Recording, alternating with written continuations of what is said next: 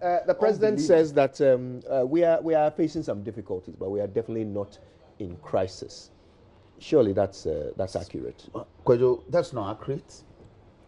You think we're in crisis? We are rather in crisis. All right? Is that not just political talk? No, it is not. Kwejo, just look at our secondary educational system as it is now.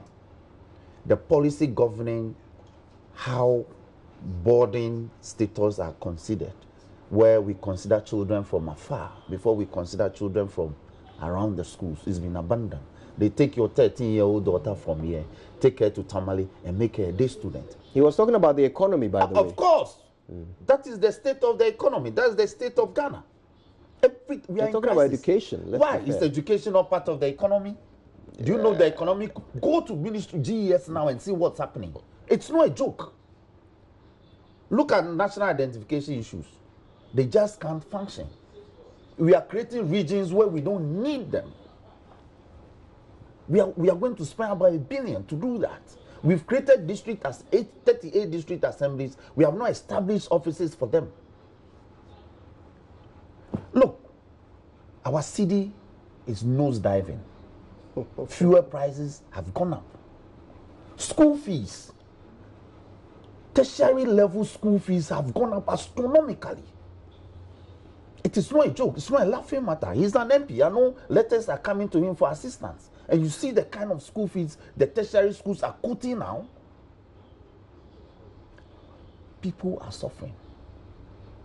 They can't fix our roads. When you table a question and they answer, they say we don't have money. When we have money, we'll come back and continue the road project. It's almost 2 years. So we are really in crisis. You should stop saying that we are in difficult times. We are in crisis. So let me ask you this. There seems to be some desire to name it a crisis rather than difficult. No. He's rather seeking the president. Why is that important to you? Why is that distinction important to you? So that he can be a bit more serious with some of the policies he's pursuing. The secondary school policy, Kwejo, it's in shambles. Yes, I agree, free education, but the implementation is running into serious problems. Problems also known as difficulties. Well, it's moved beyond mere difficulties to a crisis level. You understand my point? You're keen on calling it a crisis. Why was he also keen on describing it as a difficulty? So that it will be clear that it can be resolved. Already when he came out of control. He said, when he assumed the reins of government, he said he's met a very difficult economy. And he's run that difficult economy into a crisis economy that is in crisis. We were hoping. But our macroeconomic indicators, most of them are actually improving. Which macro? Macro. I see. Such as? No, almost all of them actually. Have you read the recently issued Bank of Ghana such as increased economic growth from 3.7% in 2016 to 8.5%. Oh, that's the only indices you've seen?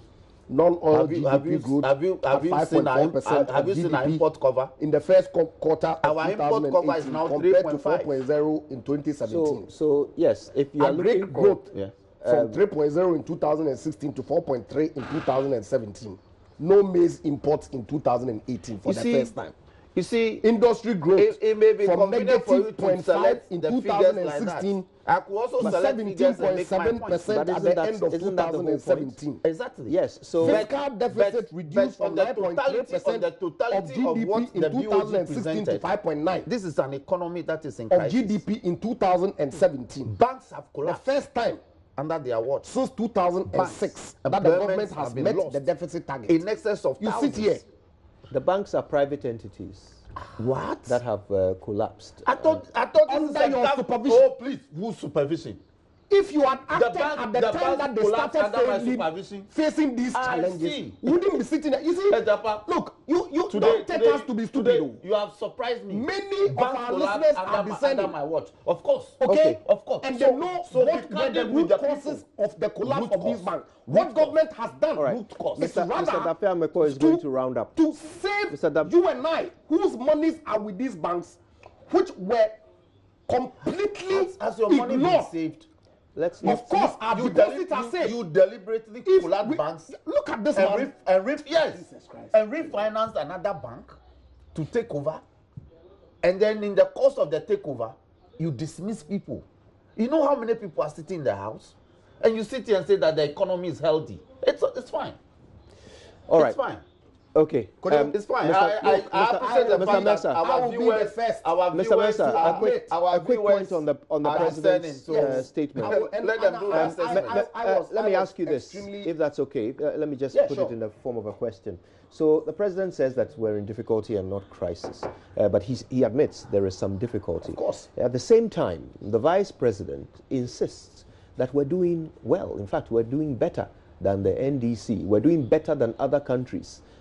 Things are going well. The Abusi Okai spare parts dealers. The rented spare parts dealers. Oh yeah, that was interesting. By the way, he says that there were some. We thank you. Forgive me. He says that there were some fake spare parts dealers who were then identified as fake by the real spare parts dealers, and that the real spare parts dealers are thanking government for what government has done.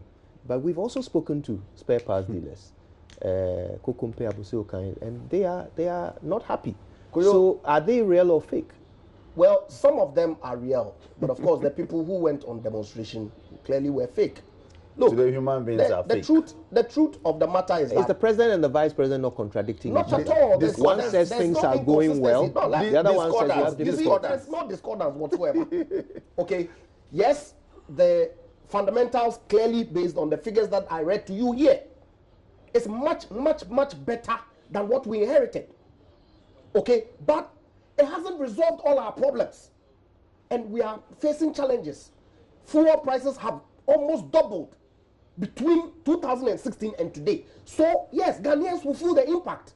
And so the president is empathizing with us.